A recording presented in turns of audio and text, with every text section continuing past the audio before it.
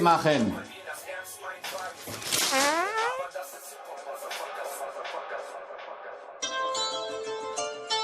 Ach, Sigi.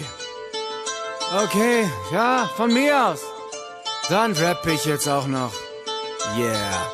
Okay, Sido, du hast recht, ja, ich rap jetzt. Yep. Ist voll mehr als eine Erdnuss, die da unter deiner Cap steckt. Ja, ich will jetzt Rapper sein, wo krieg ich so eine Maske her? Nee, ich glaub, dir bringt die Maske mehr. Wenn du willst, mach ich dich krass und ich lern Rap bei dir. So richtig schön mit Schlagstock und Hasch. Weiß nicht, was du meinst mit der Line, Motherfucker.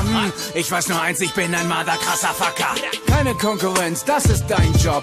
Doch du hast mich inspiriert. Ich schreib den Trainingsplan, mein Blog. Sigi, mach dir keinen Kopf. Auch nach diesen Zahlen bleibst du tough, als hättest du meinen Job. Und jetzt sei brav, mach das, wofür man dich liebt. Hier verrappt mit nem kleinen Tick Sympathie. Hab zwar kein Buch mit nem silbernen Tropf, doch bewahr uns beide rappen mit Bildern im Kopf. Mein Blog, nicht Siggi sein Blog.